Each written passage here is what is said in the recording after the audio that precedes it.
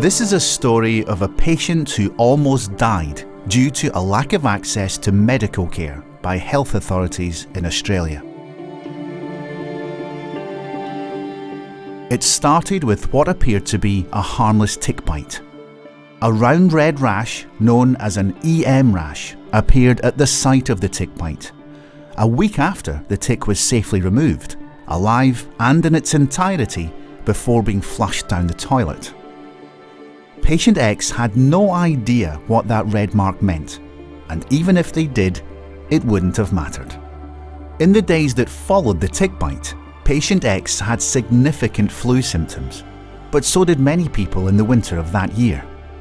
There would be no more symptoms for 6 months, as the infections from the bite quietly multiplied throughout Patient X's body. One of those infections was Borrelia, commonly known as Lyme disease.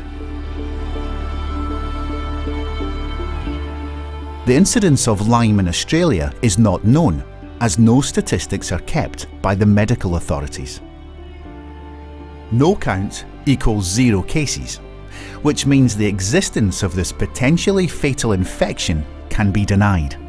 Even if the patient had been aware of the risks of this infection and sought treatment, with proof of infection indicated by the EM rash, they would still have been denied access to urgent medical care. Such is current government policy.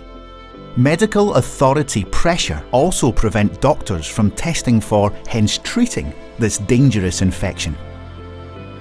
Under the current government policy, patients are not allowed to be tested for Lyme disease, unless they've travelled overseas to Lyme disease endemic areas.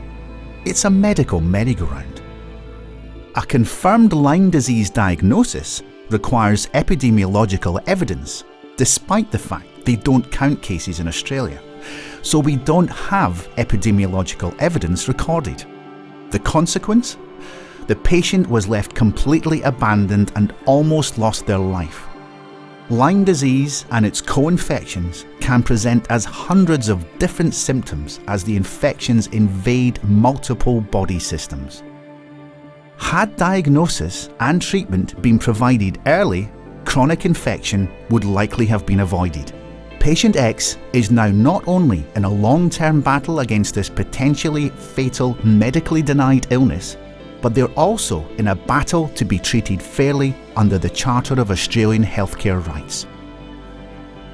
Patient X is not alone. This, put simply, is an Australian medical failure. If you or a loved one have experienced something like this, please feel free to leave your comments or videos of short stories below. Thank you.